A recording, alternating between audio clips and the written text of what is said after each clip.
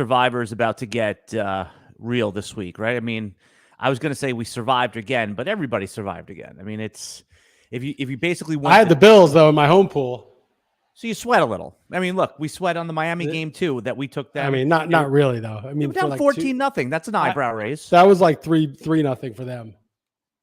That's a good point, right? You always that's funny because they're the greatest offense of all time. You know, it's like 14-0, big deal. Right. But when you see it, it's hard to not think like, oh, could this be the day? You don't feel like totally death because it was early first quarter.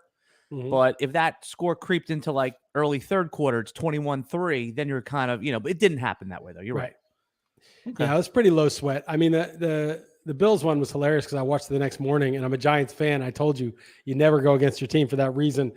And I'm like actually rooting for them not to score there because I've given up on the season, but it just feels disgusting. And it was just also, it should have been pass interference in the end zone and all this stuff, but what a just bizarre thing that the Giants with Tyrod Taylor and almost beat the Bills in Buffalo. And it just goes to show like Survivor, it's not about predicting what's going to happen because nobody thought that was going to happen, that they basically should have won that game. And why not hand it off at the 1 yard line? I mean, just to try, even though he was interfered with, it's like, you're talking about the end of the game, not the end of the half thing. No, the last play of the game, it's like of the Giants. Yeah. Just hand it off. You need 1 yard or sneak it or whatever. Yeah. But anyway, I'm glad I'm still alive in that pool. But it was disgusting rooting against my own team. I would only do it for a high stakes pool. This is not even high stakes. It's a couple grand if I win it. And there's still like 8 people left. So I've heard, what, this goes again. And listen, I understand what you're saying about not picking against the Giants only for high stakes, which by the way is even worse. I mean, you would sell out for money to go against the Giants. Well, I mean, for like $6 million. And by the way, I saw a comment on YouTube. You're like, this isn't the $1 million pool that Liss and Dalton ran. $6 million pool, Alan. Right. $6 million. Okay. Right. $1 million is chump change now with inflation. $6 million is real. That's true. That's true. Again, you have to understand also that I am answering comments across all videos. Now, RotoWire puts out, I think, close to 12 videos a day now, pretty much across all sports. Plus the basketball stuff is another 5 videos. Sometimes I'm lucky. I'm answering the right question in the comments. Right. The right sport. You say, who should I start this week? And you're like, Embiid. It's a football question. So true. Okay. Here's some of the stats from our pool that we're in together. $25 pool. But massive prize of $78,000. Listen, that's good money for a $25 investment. If we win, it's night changing money. Right, very good. Right, change the evening when you're in Vegas. That's good. So yeah, you know what? Let's do the stupid thing to do. Well, let me give you the pool stats first. Okay, so we started off with 3,100 entries, right, which basically included 1,500 original entries and 1,600 buybacks. Okay, so last week, 157 people were knocked out, presumably on Philly, right? A bunch of them. Right, yeah. And so there's 834 people left. That's where we're at. It's nothing. We've just quadrupled our money, basically. So we started with what, $25 buy-in? Yeah, $25 buy-in. This is worth 100. Okay. All right, listen. We're making progress. We're in week 7. Now, this week could be interesting in the fact that Seattle is going to be well over 50% rostered. Right. I mean, that was my first instinct was Seattle, but then I was like, wait a second here. When I saw your article, which can be found on realmansports.com. Yes, it can. Yeah, you talk about pot odds. So for those that are maybe tuning in for the first time or just need a refresher on pot odds, Seattle seems like the easy play against Arizona at home. Why would you consider pivoting off them if they're the, quote, best, safest play? Because, when you're in a poker game and, somebody makes a big bet, right? And then you have to look at your cards. There's 2 things you got to consider. One is how likely am I to win? And also how big is the pot relative to how much I have to risk? So say there's like 1,000 in the pot and a guy raises you 100 and you have a chance to make a flush, 2 cards left. You're going to call that 100 because your chance to make it is decent. And you're getting 10-1 on that 100. You win $1,000 pot, right? So that's the same question you have to ask in Survivor. It's like, okay, Seattle is the best choice maybe for me of the teams I have left, but what happens if they lose? Well, 60% of my pool may drop off. And that is a huge payout, right? Because it's not just about surviving each week. It's about surviving while other people die. And you need other people to die to win the money. You have to. I mean, just the way it is, zero-sum game. And so Seattle may take down a huge chunk of your pool. Now, they probably will win, but nobody knows in advance whether they're going to win or not. There's just a percentage. The market says 23% chance Seattle loses. Well, if there's a 23% chance they lose, and then you pivot to, say, the Niners, who have like a 27% chance to lose, and those numbers are just based on the money lines in Vegas, the market numbers. Right. You don't have to agree with them. And Chris Liss, just to know, everyone knows that the Seattle is home against Arizona, and the 49ers are on the road, which 6.5 point favorites in Minnesota on Monday night. You won't know about some of their star players playing. Right. I mean, it's a risk, right? I mean, McCaffrey and Trent Williams, I mean, it's a risk. But I guess the point is, forget about the specific game. I mean, you could take the Chiefs against the Chargers. You could take, there's a bunch of them. But it's that if you look at San Francisco, which I think is the next most likely, is Oscar weighing in because someone buzzed. It's 23% that Seattle loses per the market, and 27% that the 49ers lose. Quiet, Oscar. And so it's 20. He doesn't listen. You want to go 10? You want to go 10 to him? Yeah, hold on. Go 10 to him. So basically, where Liss and I are, we're one of the teams that haven't taken the Bills yet, right? The Bills, just here's some of the pool stats. Now, these may or may not apply to your specific pool, but by officepools.com, again, which gets a little noisy. I'm just running down the percentages on before you continue. It's noisy. It's noisy. Literally noisy. But you could use a wide range. So right now, it says around 57% of your pool is going to be on Seattle. So call it 50%. That probably is going to be a correct statistic. Bills right now, they have listed at 17%, 49ers 5%. What we mean by that is teams in your pool percentage that are taking them. Rams 4%, and then it just goes down from there.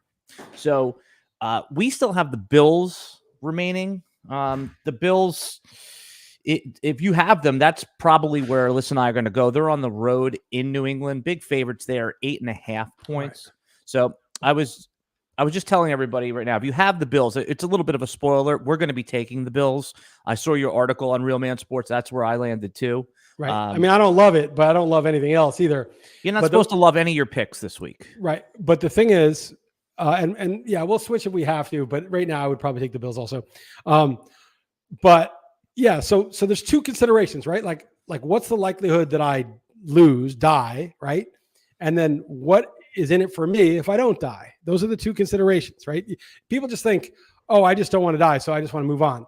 But you got to look at what's in it for you, right? It's like, well, okay, if everybody is on the same team and I win, yeah, I survive, but my equity is exactly the same. There's the same amount of people left. You've used the example all the time of a team that's like an 8-point favorite, and if there was 100 people in your pool and all 99 were on the team that was the favorite, you always take the underdog, and if you're the one person. Right. Let's say you had a 1-game survivor for the Super Bowl, say, right? And there was an 8-point favorite. And everybody was like, oh, I'm going to take the favorite, right? Well, you would take the underdog because you would win. If they win, you win, right? And what are the chances? The Super Bowl would be over. But point is, what are the chances that if 100 people survive, which you all would if you had the same team, or you all lose, but you'd all survive because you were in the same boat, you have a 1 in 100 chance to win the pool. But if the underdog wins, you have like a 25% chance to win the pool that week. And people are always like, yeah, but you're more likely to die this week. Well, yeah, you would be. But who cares about this week? It doesn't matter if you die in week 6 or week 11. That you want to win the pool. And so here you're saying, okay, if I pivot from Seattle and Seattle loses, 60% of my pool is gone. And you're like, yeah, but what if they win? That doesn't help you. Yeah, but you don't know if they're going to win or lose. That's the whole point. If you knew, there'd be no Survivor game, right? There'd be no fantasy football. We would all know what would happen. So the uncertainty is what is the game. And you have to say, okay, what if this happens? What if that happens? And then you have to maximize your payout per the risk you're taking. Now, there's a level where I won't go below. I will not take, some 3-point favorite over the Seahawks, because even though there's a huge payout, the Rams, for example, right? Yeah, against the Steelers, right? There's a huge payout if the Seahawks lose, but the chances that the Rams lose to the Steelers is like 40%. And now you're doubling your risk. Now you're, your risk is much, much higher. Although maybe actually, if I did the math, you might even take the Rams over it, because you maybe double the payoff actually with Seattle losing, fading Seattle. Yeah, well, let me ask this. Now, I want you to debunk this because I'm going to use your example in an extreme. So you talked about if everybody dies, you don't gain any equity. What if you're on the Titanic and, everybody's going into the lifeboat? Don't you go into the lifeboat with them? You don't stay on the Titanic knowing it. But I guess that's absolute certainty. In Survivor, there's no absolute no, first certainty. of all, there's no absolute certainty, but you can see the Titanic's halfway under and you better get there.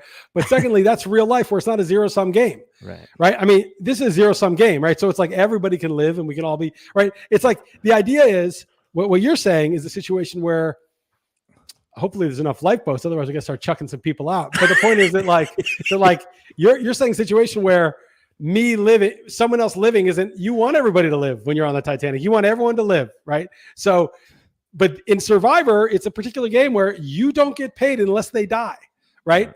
So, Survivor shouldn't be called Survivor. That's why the Titanic analogy doesn't work. It should be called Soul Survivor. And now do the analogy then. Let's say if there was a sole survivor in the Titanic, they get $1 billion, right?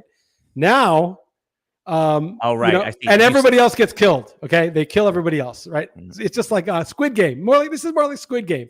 I don't want to spoil. You see Squid Game, Alan? Of course. Okay, so it's just like Squid Game. Okay, only one person can actually live. So in Squid Game, in the very beginning, if a ship looked like it were sinking and everybody else were on the rafts, you might stay on the ship and take your chances, because if those rafts sink, if the giant life raft sinks, they're dead. Otherwise, you got to win every single game and survive every single time. So Squid Game is a better analogy. All right, that's fair. Have you ever played in a Survivor pool where it's the opposite, where you pick a loser each week? I've always heard about it, but never I've done it once. I can't remember. Either I gave advice or maybe I did it once. Yeah, I'd like to do it one time. I don't know if it'd be as much fun. It sounds good in theory. It's like a twist on it, but at the end of the day, my brain is tuned to try to pick a winner. Sure. It just messed me up in Stratego. I bought Stratego. You know the game Stratego? Of course. With Sasha. Now, when we were kids, the 1 was the top thing. The general was the 2. The colonel was the 3. But now the 10 is the strongest piece. And there's lots of 8s and 9. It used to be there's lots of 2s and 3s, and then there's a spy. And it's like when we were doing it, there were lots of 9s and 8s, and there was only 1-1 and 1-2. And it's like people are dumber now, so they have to make the high number stronger. Like they can't deal with the fact the lower one was stronger. I don't understand it.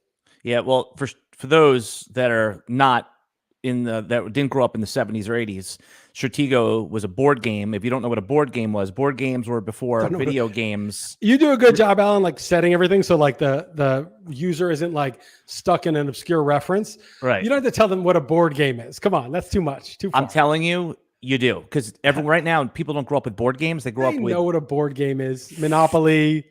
They play, all those games now they play on their iPad. Yeah, but when you're 3, you don't have an iPad. People, I mean, listen. I know. I see some fucked up people. The whole family's in their iPad at dinner. The whole family. Yes, I'm kidless, but it's been 10, 11, 12 years since you've had a little kid. The technology world has changed. Yeah, but the people listening now are not 6. We're not a lot of 6-year-olds. Our Survivor video is not good big point. Yeah, good point. But there are a lot. Okay, fair enough. So you're saying everybody's that I over-explained. East, no one under 16 is watching this. Yeah, I hope not. And board games, you would say that to a young kid now. Board game, they think you're talking about BORED, board game, like it's boring. Yeah. All right. So Survivor, we're taking the Bills, unless otherwise. I mean, I don't see another. Put them in now. That's what I would have chosen. But I'll if I have a bad vibe, I'll tell you. But all right, put in the comments if you're. I'm picking the Patriots to cover. I think they're going to show up. I don't know. The Bills. Something wrong with the Bills. There was a note that came out today that talked about, or yesterday, that there's actually the craft level people are starting to think about the tankathon now. Right. And they haven't been there in a long time, but they know they need a quarterback. So 1-5, I'm not so sure. I know Bill Belichick is not tanking, and he's also going for that record, that Don Shula record, which most wins. But by the way, it was pointed out, forget Don Shula. He needs 11 wins over the next 3 or 4 years. Andy Reid is coming up right behind him too. He might pass Bill Belichick with a couple 12-win seasons. Yeah, that would be interesting. I mean, Belichick, I love Belichick. I love the way he handles the media. He was the Giants defensive coordinator on 2 Super Bowls that were important to me. But I mean, dude, he traded his second rounder for Mohamed Sanu. I mean, Mohamed Sanu was 30 at the time. Has he lost it? What's the deal with him? Yeah, that's the defensive prowess, his pairing with Tom Brady, but he's made some like personnel decisions that are unexplainable. And I think that you name Mohamed Sanu for a second round pick, like fine, like that's like the least of it. It's the bad evaluations on N'Keal Harry when you left AJ Brown, DK Metcalf on the board. I mean, they go on and on and on. Signing 2 tight ends in free agency, Hunter Henry and Jonnu Smith, and then basically, maybe it was the right process, but Jonnu Smith is now producing in Atlanta. And I know, but when the last time they had 2 tight ends, it was a killer strategy. So they wanted to reprise that. Very good. Very good. I'm just glad I'm just glad Hunter Henry hasn't killed anybody. That's what I'm about. But he's killing my 2 tight end fantasy team. I can tell you that. I have a Belichick question for you here. Yeah. End of the season, let's say they bottom out and they have like the 3rd overall pick. Okay. So they're going to take a quarterback. Do you think Belichick stays there for a rebuild? Or, there's a lot of like, we hate Brandon Staley. The Chargers suck, but they have it. You called Justin Herbert, Dan Marino. Like, can you see Bill Belichick going to coach the Chargers, attaching himself to an elite quarterback, going for that record? I don't know, because I think it depends on a lot of the dynamics between him and Kraft and like what their relationship is that I don't know. I mean, if he feels very loyal to Kraft and, maybe he stays. I mean, Staley sucks. I mean, the Chargers are just like so underachieving every year. There might be just like a stench of that franchise. I'm not sure if it's ownership. Sometimes the rot starts at the top. Do you like that landing spot for him? Yeah, of course. Anyone would want to coach a team that, had elite pass rushers and, young quarterback that, I mean, I didn't say he's as good as Marino, but just the release. It's like Marino, when you watch him play, he would get the ball in the shotgun all the time and he would just flick his wrist and the ball would just zip, like in a straight line, not even an arc, like 40 yards down the field. And Herbert he's a little bit more motion than that, but it's like it's so easy for him to just chuck it like 40, 50 yards on a line. And the only guy that I remember doing that was Marino.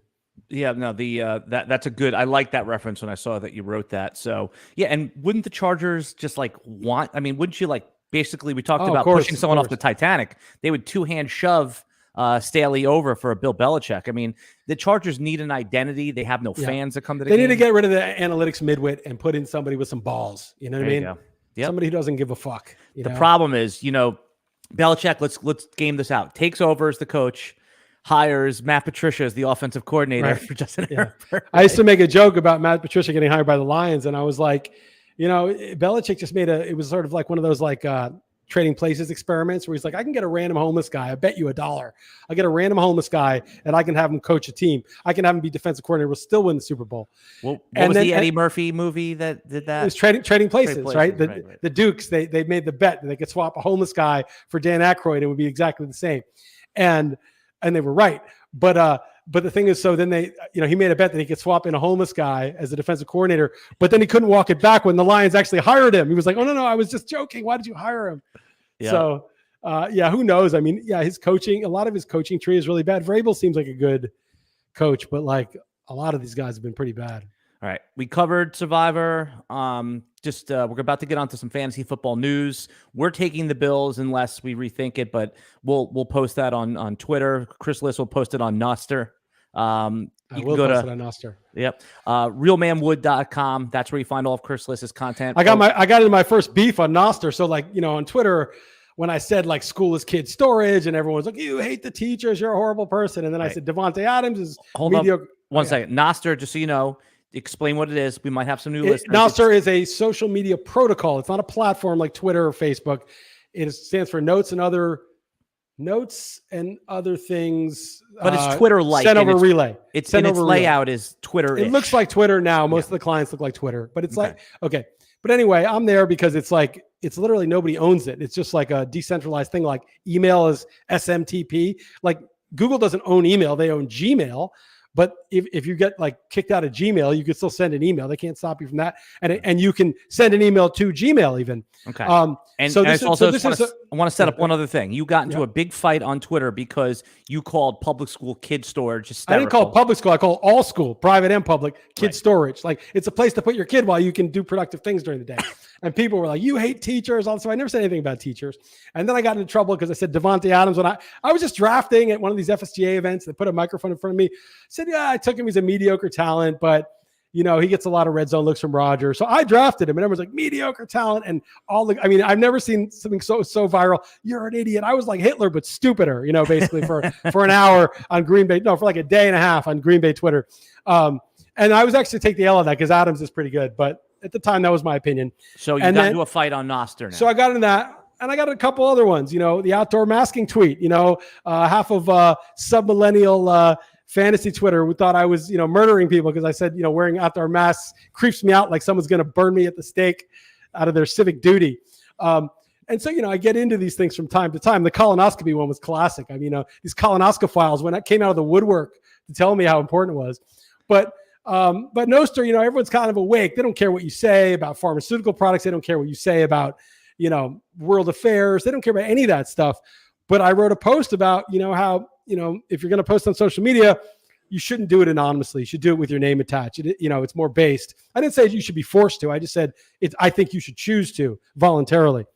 And holy shit, they came after me. They were so pissed. They're all a bunch of NIMs, on the, they're all pseudonymous because they're terrified that they think what they're posting is so revolutionary that they're going to get arrested. And so they just, we're like, boomer. Okay, boomer. I'm not a boomer. Okay. Jesus Christ. So they were trying to insult my picture saying I was a boomer. And then they were like, they were they're basically calling you old.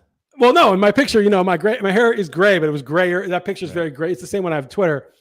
And anyway, but Noster's great. Nobody can stop it. But I was just saying that I got into my first skirmish, like my first pile on. And I'm like Bruce Lee and Enter the Dragon. I'll karate kick 50 people. I don't care. Come at me. I usually win, but you know what it's like. You remember that scene in Goodfellas when they when Henry gets arrested and he doesn't rat. They said, "Oh, you broke your cherry." There you go. You finally got into your first fight. You broke your cherry on Noster. I did. Yep. So, but it's good. It's still good. Goodfellas, best mafia movie of all time.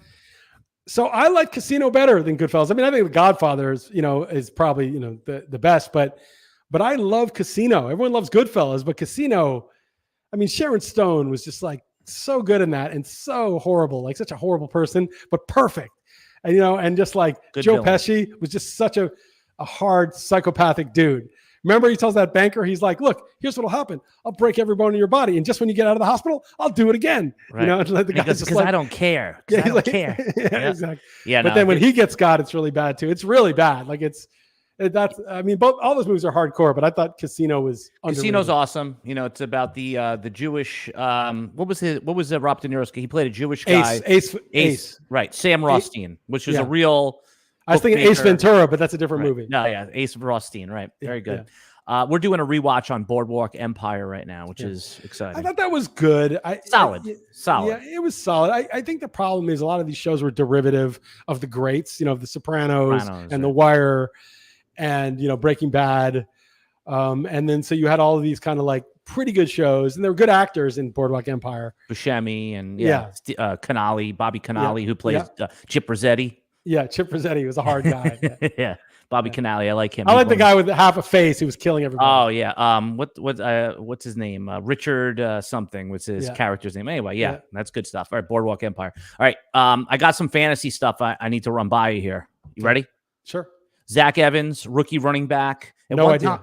No chance. I was going to first ask, did you get any in your NFL No, I don't think I went. People went big on him, and I was just like, I don't even know if Royce Freeman's not going to get carries. Who knows? And we don't know how long Kyron Williams is out. So, no. Well, Kyron Williams is going to be out. I would say at least 2 weeks, right? That would be my assumption. But right now, people need running back starts. So you have the fab. It's time to use it.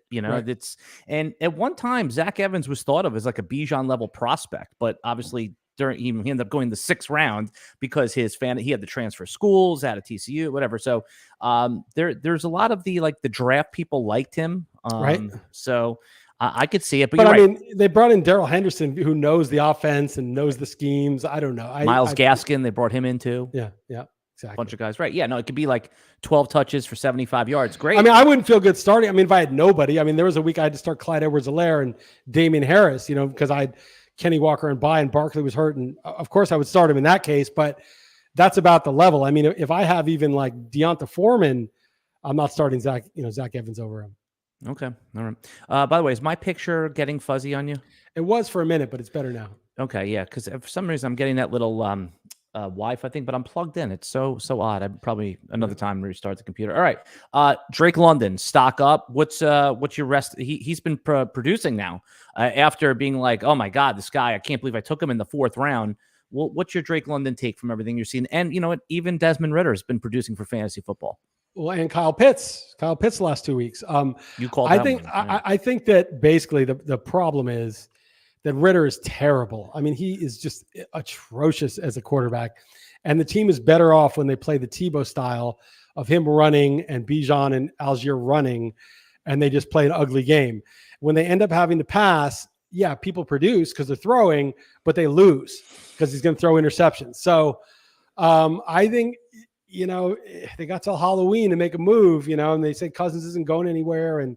But like, I feel like Ritter is just, that game against the football team was just, it was the nut low. I mean, it was worse than Tannehill earlier in the day. I mean, it was bad. They had an opportunity, remember, in the offseason to pay the 2 first-round picks to get Lamar potentially. They didn't even address it. They said, we're not even in that market. Do you think that they would rethink that knowing what they know now? I mean, yeah, maybe, but it's 2 first-round picks and that contract, right? So then the contract ends up costing you at other positions too. I don't think Lamar is, I think he's like below like Burrow and sure, definitely below Mahomes. Everybody is, but like, I think he's below, you wouldn't put it, he's not in the Josh Allen. I think he's below, I mean, Herbert is right now kind of in the same tier as Jackson, but I think Herbert has more upside. I just think Jackson's game, they had the perfect way of using him, but it's a game that doesn't age that well because you got to be like an elite runner, which he is, but you just take so many hits. And then just dropping back and being the, sort of occasional runner. I don't think that's going to be his game. I could be wrong, but I have Lamar in like the next tier, and he's getting a tier 1 contract. And so in a way, like, I don't think that's the guy. Sometimes you have to overpay though to get someone that can get you to that next level. But if you don't believe, I think that. But then it makes that the team can't. You know what I mean? It's like if the quarterback's getting paid that, he better be. Patrick Mahomes, you pay him because even if the rest of your team suffers because of the salary cap, so what? You're fine. I mean, You've got Patrick Mahomes. Right? Like Patrick Mahomes is like LeBron when they used to surround him with like 4 dudes. You were like, oh my god, I can't believe that guy's starting. But they would get to the finals every year. Right. That's what, but in Mahomes' case, they would beat the Eagles, who are a good team. So like, that's how good Mahomes is. Do you know Justin Herbert? We were talking about before. Is QB1 overall in fantasy right now? I mean, no. I mean, I'm glad I faded QBs. I made some dumb decisions, but like in the stake league, I spent $2 on Goff and 1 on Purdy, and that's working out great. And all these people were paying up for like, God knows who, right? Like, I'm sure like Goff has produced more than Patrick Mahomes, I think, so far. Well, Mahomes is QB7 on the year, and this is a down year for him, which is kind of crazy. Goff is QB5, so you got that right.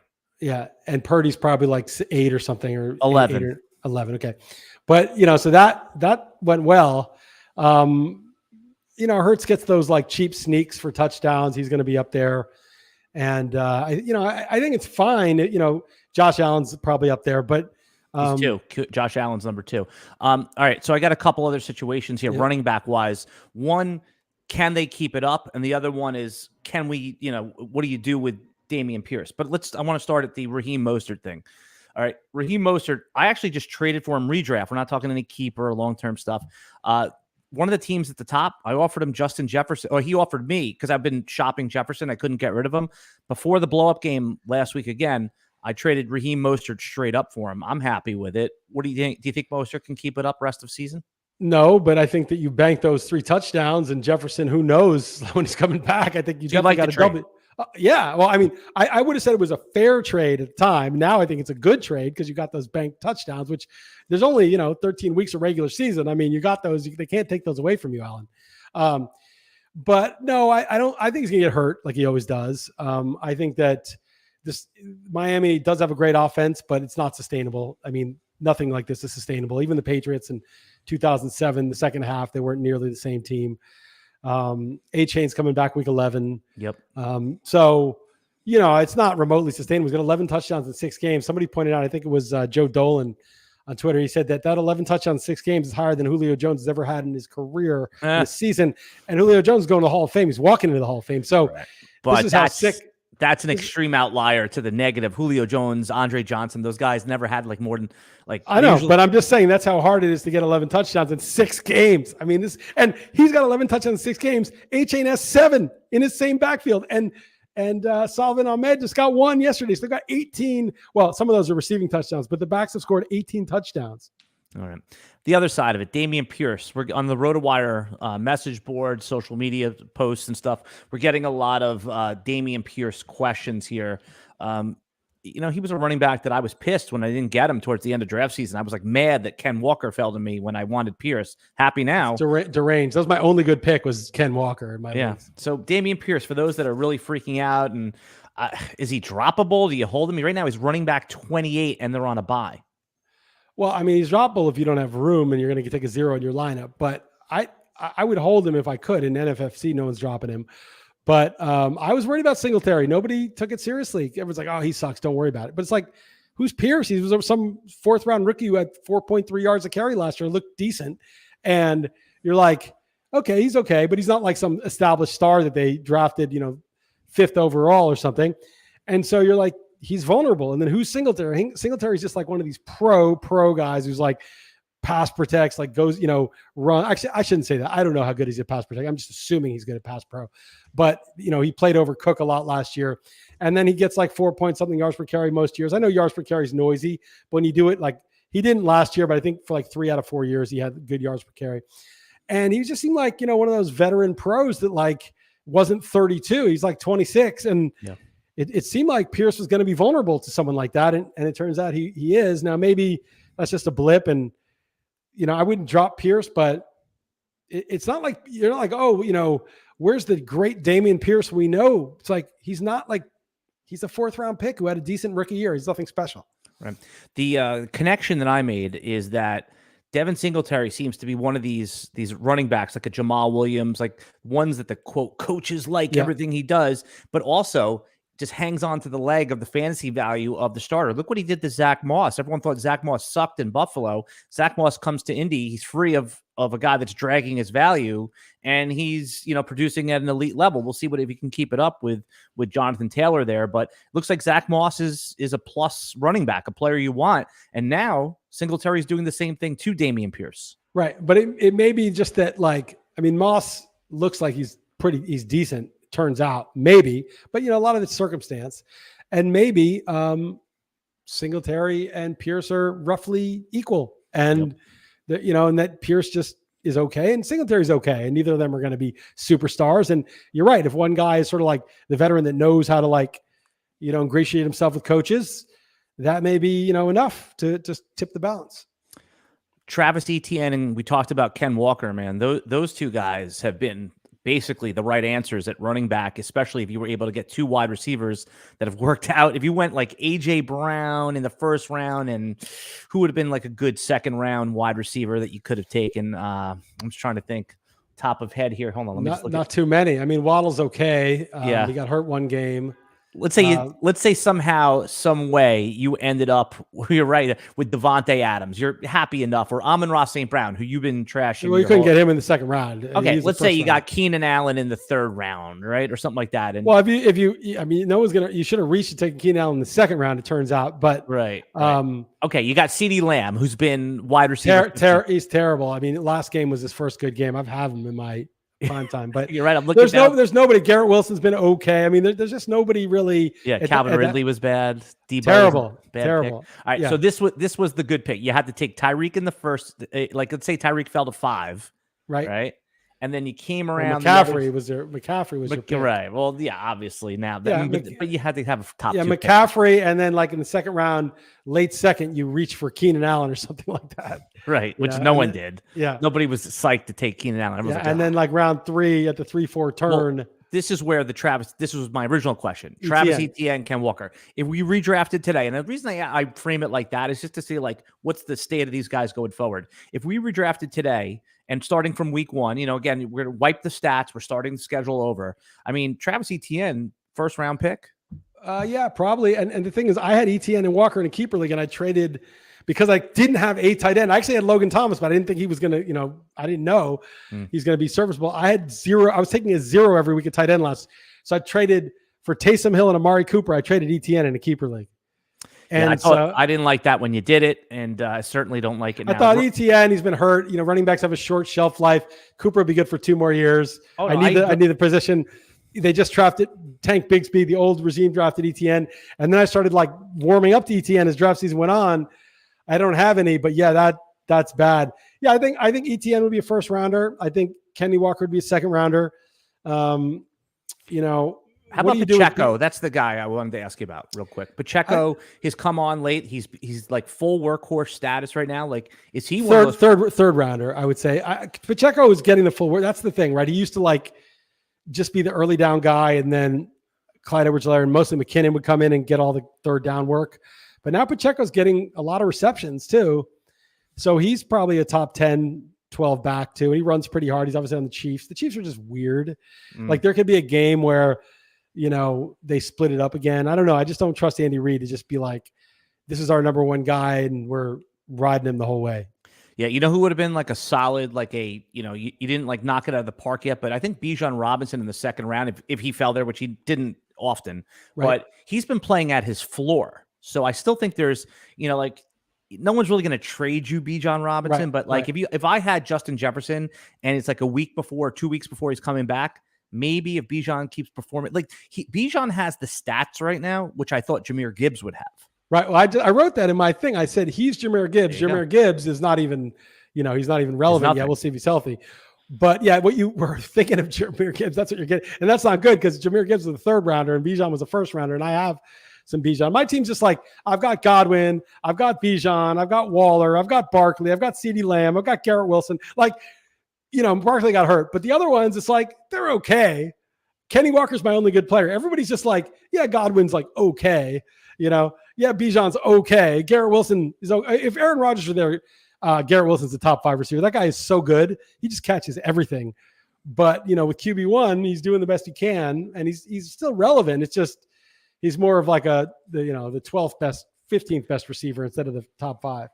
One of the YouTube words that we always use to, SEO stuff is league winner. You hear that. It's kind of like a joke of a joke, but there are some players out there right now that are just not Mostert. I mean, yeah, you have Mostert. McCaffrey. I was going to frame the question slightly differently. I was going to say that hasn't shown themselves yet, that either they're on someone's roster, you could trade for them. We say buy low, for example, I'll give you an example. Christian Watson actually was a league winner last year. Barely started. Really though. I had him. He got hurt, and then it was hard to know when to start him. And then the one time you start him, he got hurt. No, he got hurt in the first half in the game I needed him in the playoffs. Right. So he was good. But I hear what you're saying. There's who's going to bust out in the second half of the season that hasn't really. And it doesn't have to be someone that sucked. Brandon Ayuk is a popular pick there, right? He's being very good. And could he just go to the nuclear level? So again, I just asked you, I didn't really prep you for this. So is there anyone that you're looking at right now that this is when you talk about buy low, this is how you I like Dak and CeeDee Lamb. A lot of people are crappy on Dak. I don't think he's an elite quarterback, but he played great in that game against the Chargers. I mean, there could have been a couple of touchdowns. Gallup dropped a beautiful ball. Tony Pollard, he just missed on. I think Dak and CeeDee Lamb could really take off in the second half. I like that one. I like that one. And then here, that was the answer. But CeeDee Lamb was a first round pick. I mean, so it's not like that. It's not like anyone's going to drop or trade you CeeDee Lamb cheaply now. Not cheaply, but that's what I'm saying. You don't have to buy low doesn't mean buy at a discount. Buy low can mean buy at fair value. Right. Guy's got ceiling still. Yeah. I mean, Raheem Mostert, if a guy's desperate. I mean, I still like Darren Waller. I think Darren Waller is going to still be good. They just literally, Andrew Thomas has been out for the whole year, basically. If and when he comes back 100%, they just can't target him more than 6 yards away from the quarterback, but he's still got it. And so I think, Danny Dimes, I picked him up in 2 NFFC leagues. He's hurt, but it's just a neck thing. He should be back in at least this week or next. And, the Giants is too little too late, but it doesn't mean the offense can't put up fantasy points in the second half. So I still think that those points will be there once they can, pass protect to just some minor extent that they haven't been able to. All right. if another, I'm just, a lot of times I develop my show guideline just from the questions I see over and over and over again in our social media. Right. And this one is, I couldn't believe this was the most popular question this week. If McCaffrey doesn't play, which 49ers running back do you think is going to be the most valuable this week? And then you could even say like moving forward, Mason or Mitchell. I think you got to go Mason for now, but I think there is a possibility that Mitchell, who was the backup and who they do like, when he's 100%, could overtake Mason. But I think right now, go with the guy that produced last week and looked good doing it. So that's what I would say. So by the way, just so you know, that is opposite of what like 80%. That's like in the 20%, and which really? I agree with you. But most people say Mitchell. He's been the guy. Right. Why wouldn't he? I could be wrong. I don't have any special knowledge of this. I'm like, Mitchell's nobody. The same with Dameon Pierce. Everyone's like, oh, Dameon Pierce, he's so good. It's like, if you're nobody, then anybody doing anything can supplant you. If you're Christian McCaffrey and you have a bad game, you don't have to worry because you're Christian McCaffrey. But if you're nobody, and Elijah Mitchell's nobody, they might like him, but he's not like he's like some Pro Bowl, big contract running back. And so I would go with the guy who played well last week, but it could be Mitchell. It definitely could. All right. Anthony Richardson, the quarterback rookie who's on the Colts, out for the season. Yep. Gardner Minshew in. I just want to look ahead a little bit here. Where do you think the fantasy football market is going to be on Richardson next year? I mean, you already saw what the upside is. Is he going to be like a fourth round, like Lamar Jackson? He'll be like Justin Fields was this year. If he's 100% healthy, he'll be like Justin Fields. Like he'll be fifth, sixth round. What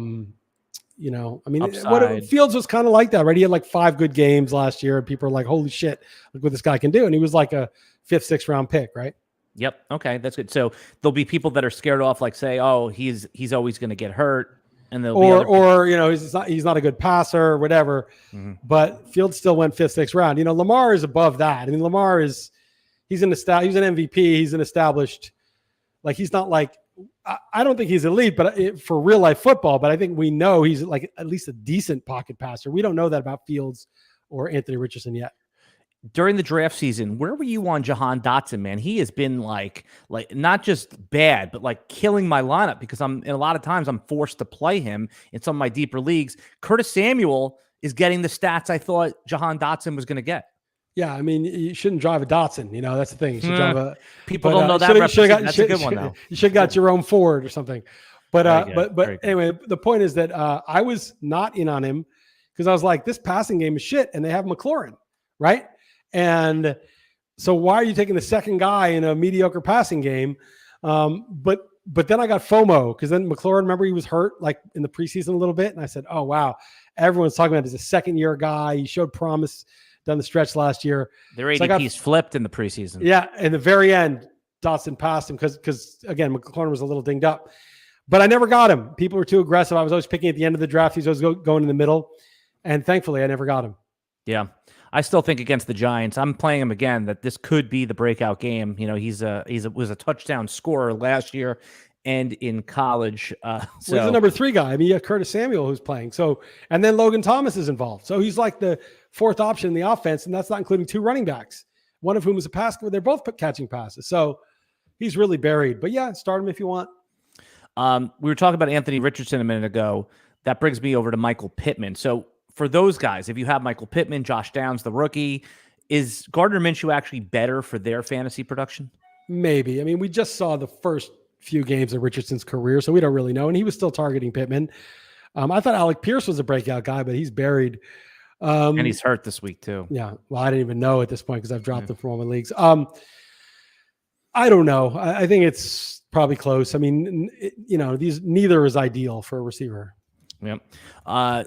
Is there any players right now that, again, I don't want to call them like must sells, but is there a player that's maybe overproducing a little bit that I know you play in a lot of leagues that don't trade, but most people that watch this are in their home leagues. Is there a couple players that you think that like you named before, Raheem Mostert? Is that someone that you're looking to actively trade, or is he like you're just holding him and riding him? I would probably hold him because I think everybody thinks the same thing, that he's nobody wants to trade Jamar Chase for Raheem Mostert, right. But I mean, you could, based on situation and production, that's like, that wouldn't get vetoed in your league by the commissioner, okay, fine. Best running back for the best receiver, whatever. So is there anyone that has been overperforming that you might try to unload now? And again, it doesn't mean you're going to pull one off in most sophisticated leagues. It's just that, if you need another position, someone that you're not confident in the rest of the season, is there anyone that comes to mind like that? Not quickly. Devontae Adams, is something wrong with him? He had a down week last week. The last 2 weeks, and Garoppolo is hurt, and we don't, it's not as serious. He didn't have like internal damage, but who knows when he's going to play, and that's always a risk for Devontae Adams. Why is it so dark in my thing? I'm going to try to get this light a little better. It's all right. And then, what is up with your lighting? Right? I don't know. Well, I can turn the over. I don't like the fake light, and so I just have a desk lamp. Yeah. Anyway, I got to help you out with that. We got to get you something called a box light. You got me a light, but you got no. I got you a ring light. Yeah, the ring light, it doesn't do anything. That's crap. A ring light. Yeah, it's almost It's shit. It's for like TikTokers, Yeah. Which we should. By the way, you're a couple videos. I cut clips of this stuff. Right. You've had a couple of nice runs, a couple good viral runs on your. We had a Devontae Adams discussion to the Chiefs. We've had a Jonathan Taylor versus Zach Moss. People, you get a lot of comments in there. People like arguing with your takes. Big surprise there. Yeah. Devontae Smith, Philadelphia Eagles. Man, I took him in the second round. This has not worked out. Is this I'm in the third round, and it's killing. This is my primetime team. First pick, CeeDee Lamb. Second pick, Barkley. Third pick, Devonta Smith. Oh, I'm killing it. I'm killing this draft. Fourth pick, Chris Godwin. Okay. Fifth pick, Kenny Walker. Sixth pick was like Kittle. Seventh pick, I got Jerry Jeudy at the seventh pick. He only missed 1 week. That was great. The only problem with Jerry Jeudy is that I used him in my lineup. That was the problem. If he's just injured, it would have been better for me. So I wouldn't have wasted points on my bench. And I would have started Barkley last week, but I already started Jeudy on Thursday night because I didn't know Barkley's status. And then I sat him for Deonta Foreman. So anyway, it's been a disaster because, these picks like Devonta Smith, yeah. Oh, great. In week 8, he's going to have 200 yards. And I'm going to be like, okay, great. Now I'm 2-6, I was going to ask you if this is normal wide receiver volatility or if this is a real problem here. I think it's normal. It's just unfortunate. I think and this happens in baseball too, that you have a shitty first month and a half and you're all half-assing it. You're like, yeah, I'm in 12th place. I got 2 injured guys. And then your team balls out in July and you're in 6th place. And you're like, damn, if I just paid closer attention or done a better job setting my lineup in May, I might be in 3rd place and in the money here. And I just blew it. Yeah. So timing matters. You really want your guys to start off fast and have a good team because then you're totally into it. You're scouring the waiver wire. You're sorting by different metrics like percent owned, points, targets. You're who's a sneaky guy. You start to really put your attention to it. But you get a shitty first month. You're it's one of my teams. It just hasn't worked out. And then, and so you really have to grind the whole time, but it's hard because you just feel like this is drawing dead at 1-5 or whatever. A lot of your fans on Real Man Sports are listening to this on the podcast version. I urge you to go over to the RotoWire YouTube page, come over and check out the video. And around 45 minutes in, you're going to see the worst lighting setup ever for a video. This is worse. Oh my God. What do you want? How do I do it? Are we going to spend time on the podcast? Yeah, let's do it. Let's get it right. How about this? It's just that thing, that lamp you have. No, because now it's fuzz. It's screwing up the whole lens. Yeah, just keep it like that. There we go. That's not too bad. You do so much good video work and podcast. We got to get your lighting right. Well, it's because I have this and I have to change the colors and shit. I got to just get one good light that's just permanently affixed and I flip a switch and it's perfect. Yeah, it's a box. It's called a soft box lighting. You're going to almost attach it to your wall ahead of you, right? You hook it on and it will just overhead. Yeah, it's not overhead. It's 45-degree angle down at your face. And I'll show it to you. You'll figure out. Send me a link. I'll buy it. Yeah, well, no, yes, and you should watch some videos on it because it takes a while to get right. Do you like what you're seeing here with me? Not me specifically, but very handsome man, Alan. You're extremely handsome. I'm no Burt Reynolds, but what's the celebrity? More Telly Savalas. Oh yeah, well, Kojak. Again, these 70s references, I love them. I love the 70s references, but what's the celebrity people say you most look like that you've gotten over the years, even if you don't agree with it? Henry Rollins. Yeah, that's a good one. I used to get Henry Rollins, and I used to get. It was different when my hair was short. When my hair was short, and I had shaved, and then I don't remember. Someone said Christopher Reeve when I was younger, but I never really got anyone good. Henry Rollins is pretty good, I guess. Yeah. The one I used to get all the time, and again, I guess I see it, but it was Jason Statham, and he's a good-looking guy. There you go. Yeah. There you go. The world's you gotta start getting a little more jacked. Yeah. Oh no. Listen. That's a compliment. That's like calling me Sylvester Stallone, calling me Statham. Yeah. What they used to call Statham. You know what his nickname was? The world's most famous B movie actor. Oh yeah, no, but he's good. I like some of those. I like a good revenge movie. Like I'll watch. It's like if you want a movie in the background, you don't want some sort of period piece drama, right? When you're like working. I don't even do this. I never watch TV anymore. But like Taken 3. Or something where you see, or no, it's Taken 2. Which one's when Liam Neeson electrocutes that dude to find out where his daughter is and then just leaves it on anyway and leaves. He's like turning it on and off to get him to talk, and then he just leaves it on just to let him electrocute. That's satisfying for a man. For a man to watch a movie, what do you want as a man? You want, when I was younger, you wanted nudity. But when you're older, you just want revenge. I just wanted a revenge movie. So you get like Taken 2 or the Bourne movies or something. I like revenge movie. I like male frontal nudity is my favorite. Yeah, is that your thing? Okay. Yeah. I mean, who doesn't like to see it? Look, the light just changed. I'm going to turn this off. There you go. All right. Couple things from the chat that I think, the last few minutes here that I thought were interesting. One, Uncle Ted said Nico Collins might be a little overvalued. I think that's a good play right there. If you can get something like a running, like I would trade Nico for any of the running backs that are like, he's versus Zach Moss. I mean, that's a question. I would take Nico. I think Stroud is for real. And, Nico is a young player that is breaking out in a new situation where he's being targeted by a good young quarterback. That's fine. All right. This one I thought was a good one. So our guy Eric said, someone is trying to trade me Joe Mixon for Jonathan Taylor. Right. So that's an obvious no to me, but I understand why the guy has hit you up because JT has been disappointing the first couple of weeks. Mixon is just like definition of just a guy's. No one's done less with more than Joe Mixon. Yeah, I mean, I was out on him. He's also from 2017 draft class, so he's getting old.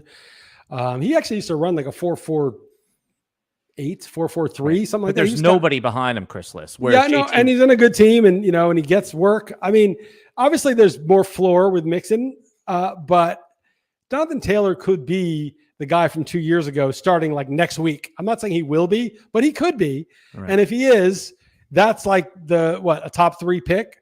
So you just can't trade a 5th, 6th round type of guy for a guy who has like a 25% chance of being a top 5 pick. So maybe when I asked you earlier about like, who's your quote league winner, the guy who's going to come from. Oh, Jonathan Taylor. Jonathan Taylor. There it is. I was so nutless in that I got Judy. I missed Taylor by 1 pick at the 6-7 turn in the prime time, but I should have just taken him at the 4-5, like taking him and Kenny Walker. But like his ADP was like mid-7th, so I was like 6-7 turn, perfect. And so ADP kind of screwed me up because I was like, why would I use him at the 4-5 turn or just where I drafted? If I had drafted mid-6th, I would have taken him. It's just that I literally was taking 1 pick before. Now he hasn't done anything yet, but I mean, it's Jonathan Taylor. He's think about who this guy is. This guy was like the 1.1 last year, and now he's healthy again. So like, what's the issue? This is why I love chat. Sometimes I used to hate chat, but I love chat because people are now giving you a lighting advice in the chat, which is great. I can't see it. And by the way, sometimes the chat is right? It's I mean, this is you look like you're being questioned for in like one of those movies where they shine the light on you, and we'll fix you up. Interrogation. This is the light. I turned it on.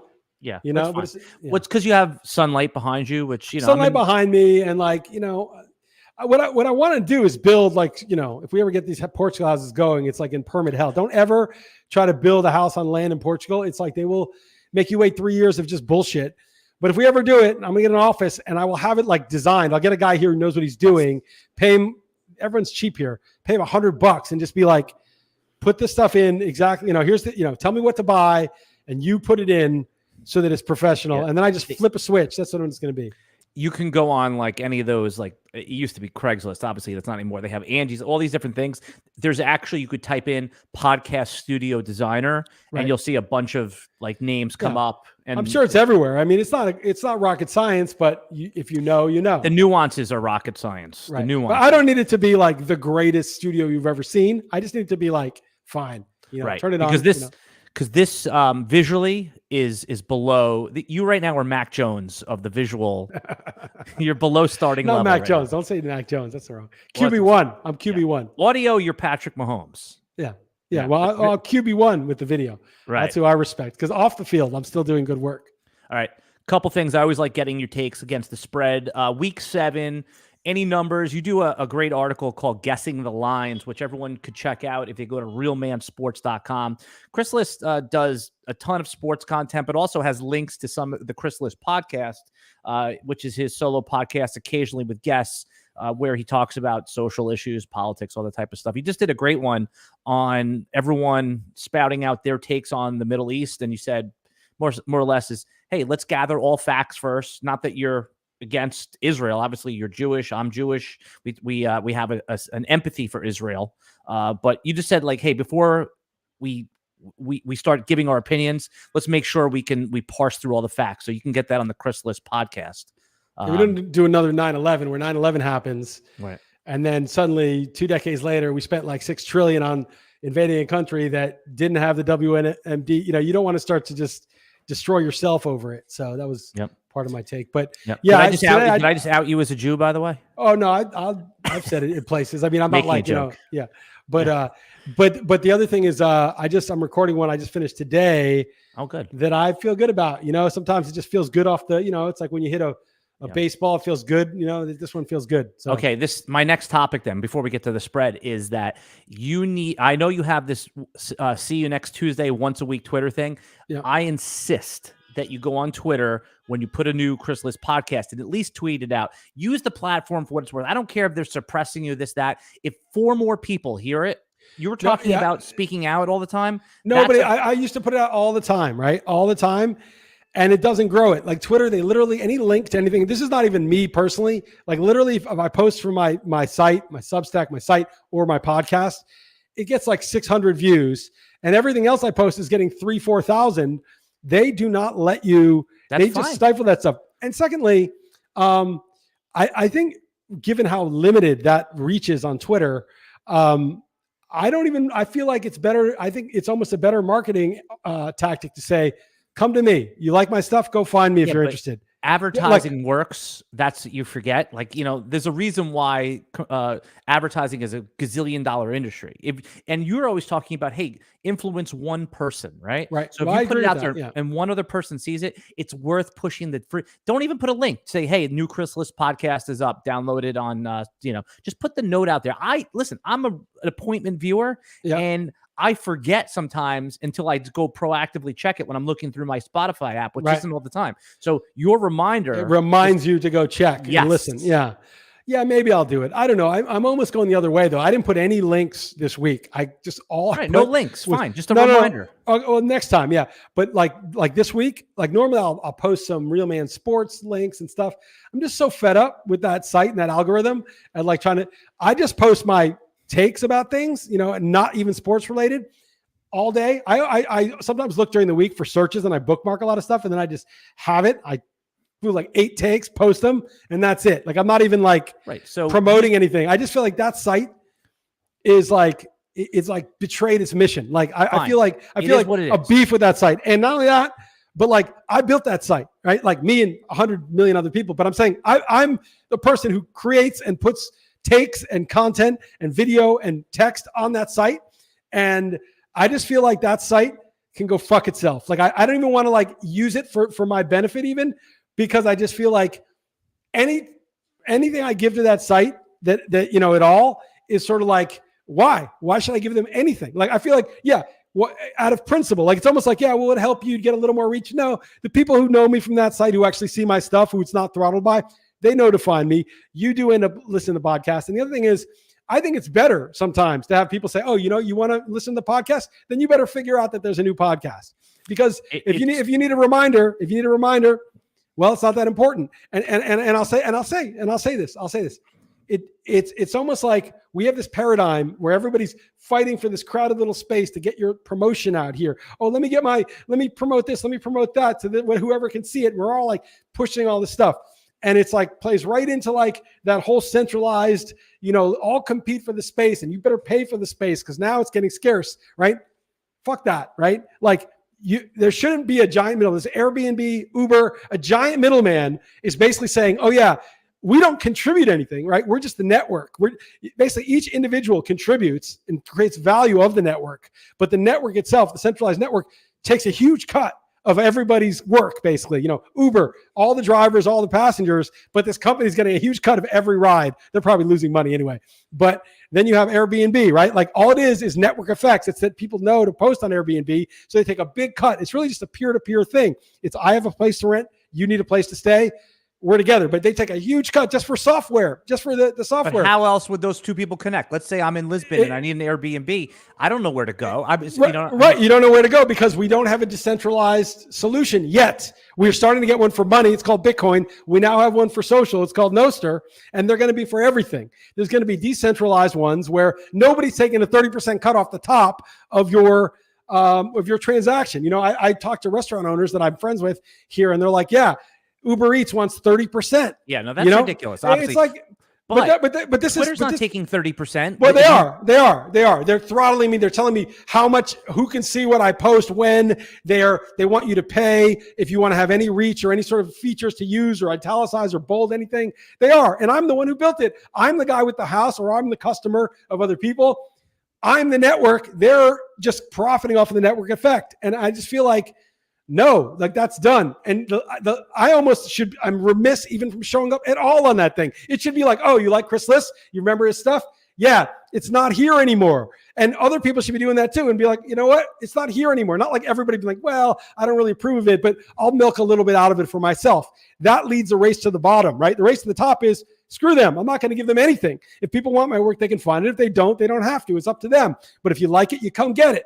And if you don't want to, that's fine. It's up to you. But I'm not going to kowtow to Twitter. See, game theory wise, all of this stuff, all of these things are individually, it's better if I just comply, if I just do what they say, if I take the medicine they make me take, whatever they tell me to do, I'm going to do it individually because I have all these things. But collectively, if every time I do that, I throw someone else under the bus who's not doing it, I make it so the whole of society needs to do this just to have basic rights. It's the same thing. Everybody who's still posting on a place that's saying, oh, you have to pay to use the proper features, even though you've been there for 12 years, giving them content and growing the network, doing your part. Now they're like, oh, you owe us something to do this. Otherwise, screw your reach. It's like to capitulate to that is contributing to an environment where everybody has to do that. And so I just say the more people that just opt out and say, come find me if you're interested, the more we have a place where, no, we're not getting this huge rake on everything we do. And so that's that. Yeah. So, and I certainly understand and respect where you're coming from, but I also think as a social media marketer, you have to go where the attention is. But, again, there's somewhere in there lies. I just don't believe in that. Like, I understand, like, you have a job, you work for RotoWire, and RotoWire has to be on social media, or maybe not. Maybe they'd be like, "Don't say that. Don't say that." There are RotoWire people listening. We need. No one agrees with me. Don't worry about it. The point is, they agree with you 100%. But what I'm just trying to say is, we're not on opposite sides of this argument, buddy. No, you're more in the middle. But I'm saying, like, they're probably more even on the other side. But what I'm just saying is, right? Everybody has an incentive to get their stuff out on these very flawed platforms, and each person individually benefits to some extent from it. But collectively, we would all be, it's a game theory problem, in a much better place if we said, no, you can't throttle. We want a feed that's not algorithmic. We want to see the people we actually follow. The algorithm is another word for audience, right? This is where I have the pushback for you. And this is the one area where I think you're onto something, that the throttling and all that, but I think that the algorithm just finds what the people want to see, right? It tells them what they want to see based on Twitter, perhaps on other platforms, TikTok, YouTube. I get the videos that I like. I like what they're feeding me, and it's not, because they've figured out, like, from past preferences. But what I want, a lot of frontal nudity male videos coming my way. I'm so happy that you can avail yourself of that. Continue. I believe people should. I believe people should. Oh, that was a joke. Oh, I thought you were saying. So the point is, though, that what I want from Twitter, it's a huge ask, but I'm going to ask anyway. It's like those people that I actually clicked follow on, that when they post, I see their post. That's all I'm asking. It's like, I actually chose to follow this person. So, like, when they post, I want to see it in chronological order. Like, do I need you to tell me really deep down what I really want that I don't realize I want because your algorithm's so smart. It used to be like the woke people were saying like, oh, these people are bad, these people are good. But now it's like these people have more likes or these people are more in tune with what you seem to like. No. I don't need that. I didn't ask for that. And I certainly know when, and then the worst part is, they're in this race because, and I understand why he's doing it, is to extinction, which is Substack can do a full thing. Twitter can do a full thing. Facebook, they can all have video, audio, text. So now if you post a link from another site, I mean, it used to be Twitter was the open web. You click. I used to use Twitter as the game has changed though a little bit. It's no longer the public square. It's not what walled it is gardens. It's walled gardens now, right? Because it used to be you click. Twitter was like your newspaper. You click, open the article. Now it's like, oh, that's not fully posted by a blue check that buys the bandwidth on Twitter. Then it's going to be throttled. And like that whole environment, like I don't want to contribute to a place where now if you don't put all your stuff, and they probably own it. I don't know what the copyright rule is. They probably own this one post that I put, one of my best pieces is on Twitter. Probably they'll sue me and be like, no, that's ours now because you posted it on our platform. Chris Liss, people made the mistake, and myself included, of thinking that these social media platforms were the public square, where all they were from the beginning and was data collection platforms. Yeah, right? We all did. We all did. I mean, even when I worked at DirecTV in the early 2000s, so our most valuable asset was not selling commercials, which even though that's what my main job was, to sell advertising, the job was getting people to sign up so we can collect their data. We were in the early days of data collection. The set-top box was our most valuable thing. If we can get more set-top boxes, you remember those? Be like TV, get those into your house. That was all the data. And then that data was used to micro target. So we could, in those days, if somebody used Crest toothpaste, we could serve them an AIM. Remember AIM toothpaste? We could serve them an AIM. We can get that micro to serve them the competitor's product. That was the valuable. And that's I had a sore neck the other day. I was bitching about it. And sometimes I get emails, I don't know my phone about like neck products, and I'm like, dude, like no one asked for this shit. And I mean, like, you're on Facebook to meet girls, in your 30s. It was like, I'm on Facebook because maybe I'll meet some girls there. And suddenly like you're in the Panopticon, you're in 1984. You don't know what the fuck happened, the algorithm for, again, I'm not recommending anyone go on any Pornhub or anything like that. I mean, but I go on from time to time and check it out, what's going on. To see what's going on in the scene, but something's gone wrong with my algorithm. And again, anything wrong with, trans, but I'm getting a lot fed my feed, a lot of like trans women. They're anticipating what you don't yet know you want. That's it. They're ahead of you. They know where you're headed based on your past behaviors. But the point is, my point is just this, is that this whole thing, right, is bad and it's real. It's the reality. So, you have to be with reality, but you do have a choice, and you may not, or companies that are all of a sudden like, there's a lot of people's paychecks at stake. They can't just lose half their revenue and do the right thing and then grow it elsewhere. But fortunately, I'm in a position where I can, decide completely whether I want to avail myself of this or not, and forego some short-term growth and get long-term, in my opinion, build it on a solid foundation, something that like is actually not algorithm controlled. And it's like, it's like you're in like a communist dictatorship, right, or something, and you're like, shit, my family, everything I know is back here, my language, but I'm gonna back in the day when it was a free country, you could immigrate to the United States and be like, one of those Jewish, Italian, Irish people get to New York and you build a business. You're talking about like in the early turn of the century, like 1930. You come Ellis in, Island stuff. Yeah, you come in and you build a business, and wow, it's actually like you can there's opportunity here in my old country, and it could be worse. If you were in Russia or wherever, you get out Italy, and you start, a business and you prosper, but you had to leave everything behind, right? But like, so when you got there, you were dirt poor. You barely spoke English. And then you built a life. And like, that's how I feel about this. I feel like people like, come back to the old country. It's great. I'm like, no, it's not a free country. And no, you make a good point. Like even like in the 80s, 90s, 2000s, you'd always be like, there'd be like a cab driver. You'd be talking to him. He's like, yeah, in my country, I was a doctor, and you're like, he started over, he's driving a cab now. And then he builds a business from there. That's a really good point too. Listen, everything I'm arguing with comes from a very selfish place because I want more people to hear. I want more people to hear your podcast. That's all. Well, I appreciate that, and you do a good job on these videos of letting people know that, and people who watch them now know you like it. And I hope people listen too. But But the reason, in my opinion, that the podcast is worth listening to is because I'm not on Twitter. I mean, it's the same thing. Fair enough. It's the same thing, right? It's like, because I'm saying shit that you're not supposed to say. It's not like Twitter would stop it. They would be fine with it.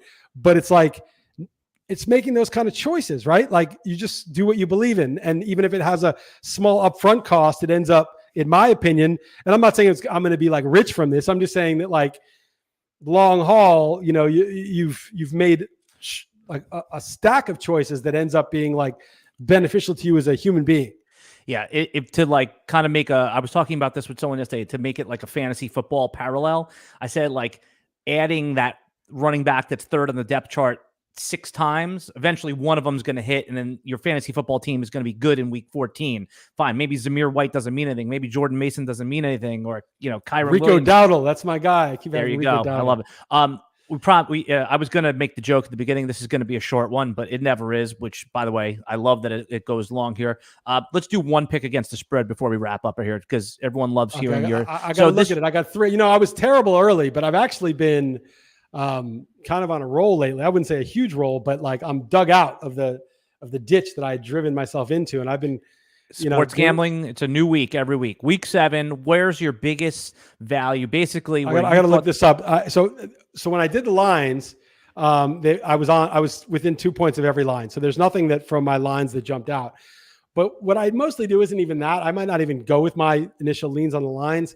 It's just the ebb and flow of teams. So I kind of like the Falcons getting 2.5, buy them low off that horrible game against the team. I kind of like the Eagles home against the Dolphins. I think the Dolphins are really kind of fun, but against a good defense, we'll see. They had trouble with the Bills. They kind of slowed down in the second half. Pick one. You got to pick one. You're in the ice cream shop. And then the Patriots. And the Patriots I kind of like against the Bills just as a buy low. Yeah. Right, on the 8.5. Everyone at home. I got you. That makes sense.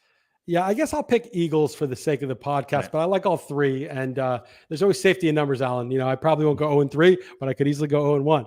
Right. There you go. Right. Yeah. But you know what I'm saying? You're in the ice cream store. This happens. I just get a triple, you know? Okay. There you go. This happened the other day at a restaurant. I was with my wife and her family, and they did the worst thing ever. We got one of these like huge menus that has it was like a Cheesecake Factory style menu. I'm like, oh man, this is going to be bad for her whole family is bad at choosing. Right.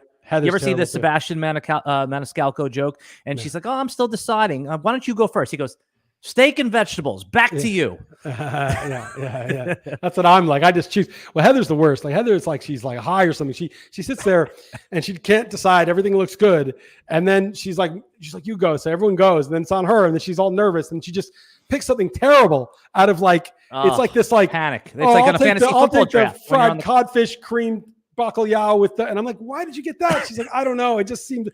I'm like, just get you had 3 things you could have gotten. She takes the worst thing. So. You got it's just like drafting in fantasy. You got to be decisive, you know. You got to know when you're on the clock. The 3 guys you can't be like, oh, I got sniped, right? You got to be like, okay. You got to have options. Sometimes you get sniped 3 in a row, and then you're a little stuck. That's happened to me. You got to know though. Pretty much, you got to be like, I pick in like literally like 2 seconds usually. It's like boom, and I like to put pressure on the other guys. Like shit, like I don't have time to like figure it out because he's picking so fast. Totally, I agree with that, and also. There's no excuse not to go on, and you're going to a restaurant Saturday. Go on the damn app and look and get like too much. You don't no. This I insist now because it's such a problem with my wife. I make her go on we're going out for dinner on Saturday. For her birthday. I said, listen. Here's the menu. I even pull it up for her. I said, pick out 2 or 3 things. So when you get there, you at least go to those 2 or 3 that's things. Some serious next level shit. Real man makes his wife pick a year in advance. Makes him map out, makes him a spreadsheet. He needs a spreadsheet with each meal lined up. Otherwise, we're not going out. No, I don't do that. I don't do an event. I mean, it's not a draft. It's not like a big deal. It's just 1 meal. You're not stuck with it the whole year. No, you don't understand. It's like the waitress does. She goes, very polite.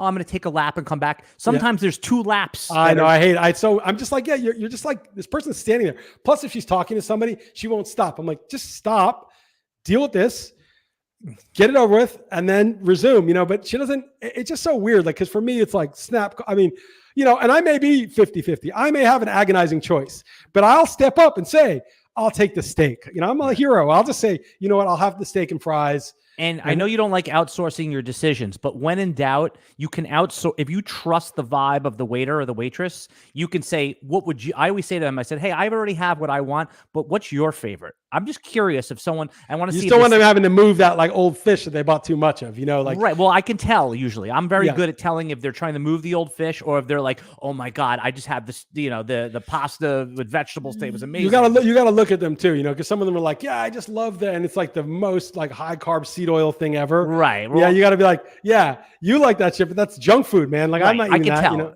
I'll sometimes give them a trick question like that, like I'll throw it out there. And I do the Larry David. I look at remember Larry David would look at you like this and he would turn his head. Size you up. He's sizing people up. There it is. Yeah. All right. So Chris. I was one more thing I was going to say to you, man, but I totally spaced on it because we got sidetracked. We were talking about the restaurants. We were talking about the spread and we were talking about fantasy drafts and making decisions quick. Oh yeah, this is it. So good. You're very good, man. You're a good host. You just got so I signed up a week from 6 days from now. NFBKC basketball, $350, 1 p.m. Eastern. If anyone wants to, it's not a beat Chris Liss, so I'm not responsible for filling it. But it's Sasha and I are doing it, and Sasha's been doing research this whole time, but she doesn't know anything. I mean, say it again. Say the date again. It's Wednesday, October 25th at 1 p.m. Eastern. Okay. NFBKC, and it's not a beat Chris Liss, so. It's a $350 draft. $350, right? And there's a $10,000 grand prize. And so I haven't looked at basketball in 5 years, 6 years, 7 years. I used to have like Shannon do a league for me or somebody or Andre or one of those guys. But, Sasha's into it, and I think it's worth it as a bonding thing to do it. And she's been writing out like the top 7 guys on the depth charts for the last month. So she's been studying, but she doesn't really understand the percentages. Like she doesn't understand like why. She knows like, oh, wow, look at, look at Steph Curry's numbers. Like, this is amazing. But she doesn't understand, like, the field goal percentage and the volume. She's never played. In all fairness, I barely understand the percentages part.